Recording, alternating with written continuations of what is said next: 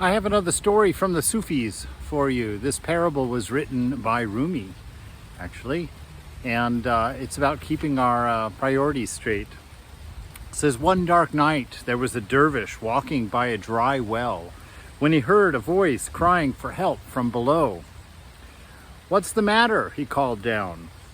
"I'm a grammarian, and I have unfortunately fallen due to my ignorance of the path.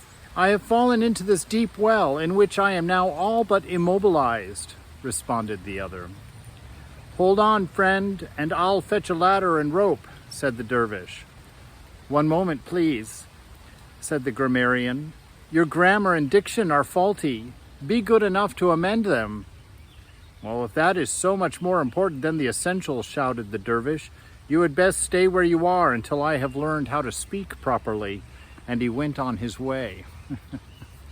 This goes really well in line with what we were talking about earlier in the week. When I mentioned, like in the Middle East, that the ground zero for three of the world's great lasting religions, and yet a place of the least peace on the planet, it seems. And really that's the reason that you find religion blamed so much for the ills of the world, is mostly because of the politicization of it. It's a good way to get people onto your side. So it's often used that way by the politicians. But also as spiritual seekers, we're at fault for not keeping our priorities straight. All of the religions teach that love is the one most important thing. And Ramakrishna says, second to that, if you know me, you've heard this many times, earnestness and sincerity in your quest. Be earnest and sincere in what you're doing, why you're involved in spiritual life, why you are undergoing these practices and looking for this truth. Be sincere and earnest in that practice. Keep your eyes on love and focus on truth. Truth is something that we're always learning and always opening ourselves up to. So in our humility, we approach this task.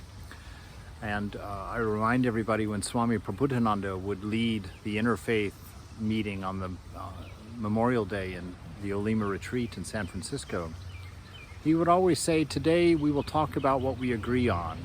And if we run out of things that we agree on, then we can talk about our differences. And that was always such a good idea to me, that when we're talking about spiritual ideals with other spiritual people, to focus on the most important things, to share in the love that they have for their tradition, to share in the love that they have for their ideal. And you share the love that you have for yours and the love that it inspires in you. And you encourage each other, because loving each other, loving in general, is the most important thing in spiritual life. It's the one thing we're trying to release from our selfishness, from our bondage to a body and a mind, which is always metering things out in small quantities and leaving us hungry. So remember the important things. Don't fight over the silly things. And that can go for anything in your life.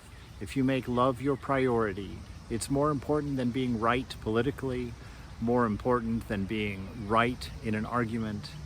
That love is the one most important thing. And so we generally look for that respect for each other, that encouragement for each other. And we set aside our rightness and our knowledge and our ego, and encourage, become fellow cheerleaders along the path to everybody around us.